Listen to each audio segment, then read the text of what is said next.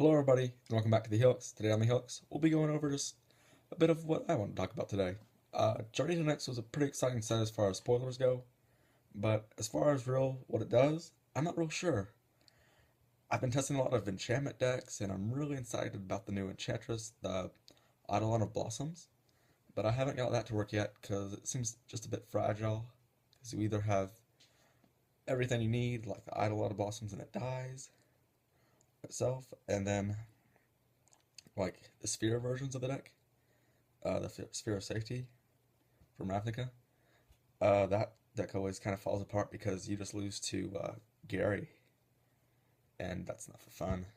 And then the control decks can just Banishing Light or Detention Sphere, so they can just attack through with whatever forces they have that they build up, and they just get ridiculous card advantage off the Sphinxes, and they just out counter war you if you go that route too. But I don't really like counter spells in the enchantment deck. Anyway, the enchantment deck is mediocre, but where it really gets its value is cards like this, which you'd already play, but because this is one of the best cards in the set. The Nyx Fleece Ram, sorry. And basically it's an enchantment creature, 05, that beginning of your upkeep, you gain 1 life. Sorry if it's not very good quality there. Yeah, anyway, so it takes full advantage of cards like that normally don't do anything against certain decks. But overall, those cards are what really win you the game, is because they buy you enough time against the aggressive decks. Like the green-red deck. That deck has a hard time getting over Fleece, because it just dead weights any card. Any one card, you can run over it with Boon Satyr equipped, or you can just rampage it. So that's nice. But anyway, I think this set's a real win as far as the enchantments go. But again, if they ever do catch on with a deck like that, I feel like that sideboard is going to be really easy to hate out with cards for that.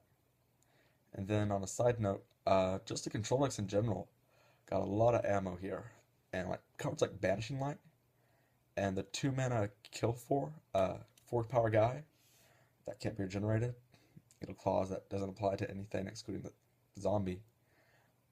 Just make the format really kind of shift towards those control decks, and I think the best control deck as far as the mirrors or what have you is usually the mono black of some variety, but I hope that those decks switch to more of a secondary color, where you either go white to beat the other black decks, or you go green to have a better matchup with everything else. And I think that's where that deck is going to really go. And so that's exciting for Standard. Now, as far as older formats, Eidolon of the Great Revel, that's a really interesting card for mono red, because what that allows you to do is it basically puts the card that's based off of on a guy who can attack, which means that you're going to be able to have the power to really get through with more than just, and it's basically like they can kill him instantly, but he's still doing 2 damage if he gets resolved, of course. He has 2 costs, so in Modern in general, Spell Snare is a card, but it's a good tempo card just in general, but against your deck it's fairly decent because your deck is all about the tempo, killing them before they get a chance to really do what they're doing. But then that deck usually runs a little short because it just dies to decks like, well, any combo really. It's not really made to be faster than turn 4, but that's okay. And then another deck that I was thinking of. Oh yeah, I've just been testing Modern in general a lot lately, and you've seen a couple of the decks past month, and those have been really fun to play with. And I've been playing them here at my local Valor Games and Comics in kind of downtown Woodlands, Houston area, Texas. Sorry. And basically, they have a kind of FNM-ish, but it's Saturday for Modern, and I've been testing a lot of decks lately, and you've been seeing those at the past month on this channel.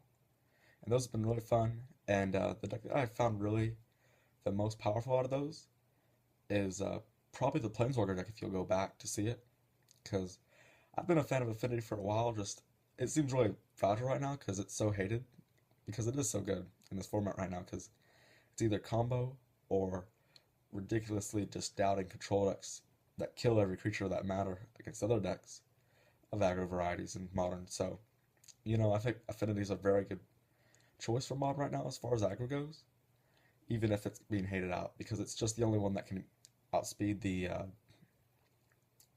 combo decks right now. And I feel like that's really valuable in this format that's really built on the combo decks right now, because a lot of the control decks would rather just home the heck out of the aggro decks rather than play like Thoughtseize and cards like those to beat the combo decks. And the combo decks that are really doing well wouldn't be really damaged by that at all either, because the combo decks that we're seeing right now are mainly the best one being, in my opinion, Malar Pod, because it's just resistant game one against anything. Kind of game one's really hard for Malar Pod, and I'm not a big fan of the deck. Uh, Pod in general just seems like it's just strictly better than most, and I will say most of the aggro decks, because it can just flip around. It's a bit slower than a lot of them because it's just not has the same focus. But the versatility that deck has is amazing, and it just wows me that any aggro deck can really defeat it. And Affinity, of course, is the exception, to all these rules basically. But again, Affinity is just, it dies to hate really easily. Just that one card can end the game for Affinity, and it's called Shadowstorm or Creeping Corrosion, and those usually get there. But they do cost 4 mana, and so if your opponent doesn't have any ramp spells, this means that they're not going to be seeing the wasted field until your turn 3. And why turn 3, you may ask? Because, it's Affinity. You have just so many tools to you. That's the great thing about Affinity, is it really does win that game 1, and it's a great deck if you want to just do that. Win game 1. Go play Dredge in Legacy. But, Dredge has been losing in game 1s lately in Legacy to our friend Deathrite Shaman that just got banned in Modern. And, of course, just been talking a lot about Modern. I love Modern. My favorite format by far right now.